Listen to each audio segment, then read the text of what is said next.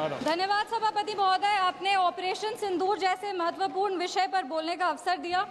विशेष रूप से आभार व्यक्त करेंगे हमारे पार्टी के राष्ट्रीय अध्यक्ष श्री चिराग पासवान जी का, क्योंकि आज इस बहस में हम पहली महिला सांसद हैं जो ऑपरेशन सिंदूर पर अपना पक्ष रख रही है, ऑपरेशन सिंदूर के फेवर में बोल रही है। हमको गर्व होता है कि आज ऑपरेशन सिंदूर पर बोलने का अवसर हमको मिला, क्योंकि इतिहास में ऑपरेशन सिंदूर को स्वर्णिम अक्षरों में लिखा जाएगा, क्योंकि विश्व स्तर पर इसने एक न्यू नॉर्मल को स्थापित किया है भारत के लिए।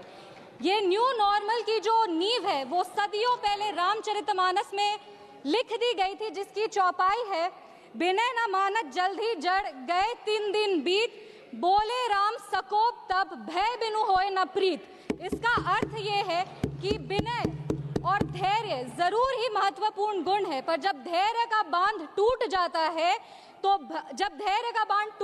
है तो भय के बिना उसका कोई उपचार नहीं बचता। हमारी सरकार के दृढ़ संकल्प से और सेनाओं के अदम्य शौर्य के वजह से आज एक नए भारत को विश्व स्तर पर स्थापित किया गया। ये नया भारत क्या है? ये नया भारत वो है जो शांति के लिए गौतम बुद्ध और महावीर जी के दिखाए हुए पथ पर तो चलता है, पर अगर राष्ट्र सुरक्षा की और राष्ट्र हित की बात हो तो प्रभु श्री राम के धनुष को और श्री कृष्ण के सुदर्शन चक्र को भी उठाना जानता है। आज इस चर्चा के 2 भाग हैं। पहला भाग है पहलगाम पर हुआ अटैक और दूसरा ऑपरेशन सिंदूर। पहलगाम पर जिस तरह से अटैक आतंकवादियों ने किया वो नागरिकों पर अटैक नहीं, वो मानवता पर अटैक है। आतंकवादियों ने धर्म पूछकर उनकी पत्नी के सामने, माँ के सामने, परिवार के सामने, बहनों के सामने सारे जो हमारे देश के नागरिक हैं उनको मार दिया। हम लोग ये पूरा देश वो चित्र कैसे भूल सकता है जब एक नवविवाहित महिला लाल चूड़ी पहनकर अपने पति के शव के बगल में बैठी थी। इसने पूरे देश को झंझोड़ करके रख दिया था।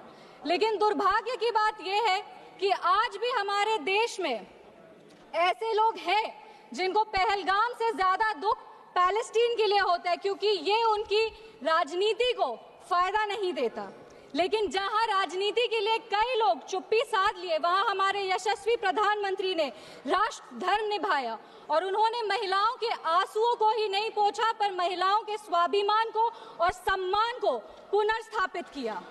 हम बता देना चाहते हैं कि ये एक नया भारत है और आतंकवादी हमले के बाद ये भारत मोमबत्तियां नहीं जलाता, ये दुश्मनों की चिता को जलाता है। ये शांति चाहता है, पर शांति अपने शर्त पर चाहता है, और अगर अपने शर्त को नहीं पूरा किया जाए तो डिप्लोमेसी से डिस्ट्रक्शन तक का भी रास्ता जानता है।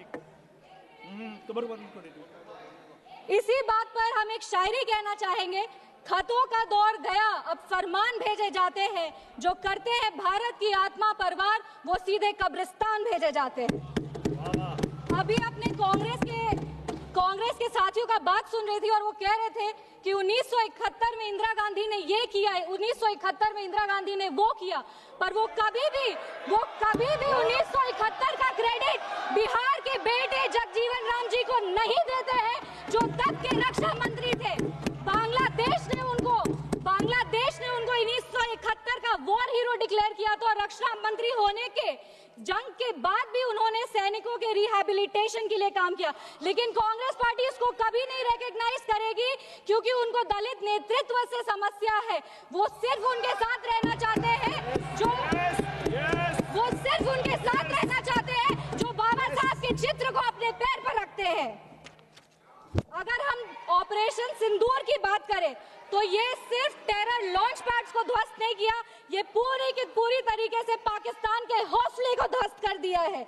लेकिन एक आश्चर्य की बात है मैम, और आश्चर्य की बात यह है कि हमारे दुश्मन देश में एक युवा नेता है और एक युवा नेता हमारे विपक्ष में है। दुश्मन देश का सदन अलग है, हमारे देश का सदन अलग है, वहां के नेता अलग है, यहाँ के नेता अलग है, पर इनका सवाल एक ही है। विपक्ष का सवाल और दुश्मन देश के नेता का सवाल एक कैसे हो सकता है? मैं विपक्ष के साथियों को चुनौती देती हूँ कि अपनी राजनीति से ऊपर उठ करके कभी राष्ट्र हित की सोचनी चाहिए। अगर सरहद पर सेना लड़ रही होती है तो उनसे सवाल नहीं पूछे जाते, उनको सलामी दी जाती है। अगर विपक्ष की बात सुबह से सुने जा रहे हैं और उनकी बात को ध्यान से सुने तो वो बार बार कह रहे हैं कि सरकार ने सरेंडर कर दिया, सरकार ने सरेंडर कर दिया। सरेंडर से इनका विशेष लगाव इसीलिए भी है क्योंकि इतिहास गवाह है इन्होंने कितने बार विश्व के सामने भारत का सर झुका दिया है। 1962 में नेहरू जी की दोस्ती की नीति ने हमारे देश के धज्जियां उड़ा दिए थे। 14,500 वर्ग मील जमीन पर कब्जा कर लिया था। अमेरिका के तब के राष्ट्रपति ने कहा था कि भारत हमसे भीख मांगते हुए आया था। 1971 में वेस्टर्न मीडिया ने प्रधानमंत्री के बारे में जो भी कहा हो, उन्होंने हमारे देश के बारे में, भारत के बारे में कहा कि भारत एक धोखेबाज देश है और भारत नागरिक धोखेबाज लोग हैं। ये था भारत का इमेज आपके शासनकाल में। 1985 में CIA के क्लासिफाइड रिपोर्ट्स है कि विदेशी तंत्र भारत की सरकार को चलाती थी। इनसे जवाब मांगिए। 2001 विश्व के सबसे बड़े लोकतंत्र के सबसे बड़े मंदिर पर हमला हुआ और ये लोग चुप बैठे रह गए। 2008 मुंबई अटैक, पूरी तरीके से देश को झकझोर दिया गया, पर इन्होंने कभी नहीं जवाब दिया। अगर आज आतंकवादियों को जवाब दिया है तो वो हमारे यशस्वी प्रधानमंत्री श्री नरेंद्र मोदी जी की सरकार ने दिया है। पर इनके राष्ट्रीय अध्यक्ष, कांग्रेस पार्टी के राष्ट्रीय अध्यक्ष कहते हैं कि ऑपरेशन सिंदूर एक छोटा मोटा ऑपरेशन था। ये इनकी विचारधारा का समस्या है। इनको लगता है कि ऑपरेशन सिंदूर एक छोटा मोटा ऑपरेशन था, पर ये इनकी गलती नहीं है। इनकी विचारधारा ये कहती है कि अगर हिंदू धर्म को आगे लेके जाओ, हिंदू धर्म के पक्ष में बोलो तो वो सैफरन टेरराइजेशन है। पर इनकी राजनीति के लिए ये कहते हैं आतंकवादियों का कोई धर्म नहीं होता। ये दोहरा चरित्र क्यों है इनका? आतंकवादियों ने हमारे नागरिकों को धर्म पूछकर मार दिया। हम उनको कहना चाहते हैं कि जिस सनातन को मुगल की तलवार नहीं खत्म कर पाई, जिस सनातन को अंग्रेज की तोप नहीं खत्म कर पाई, उस सनातन को इनकी छोटी मोटी राजनीति क्या खत्म करेगी?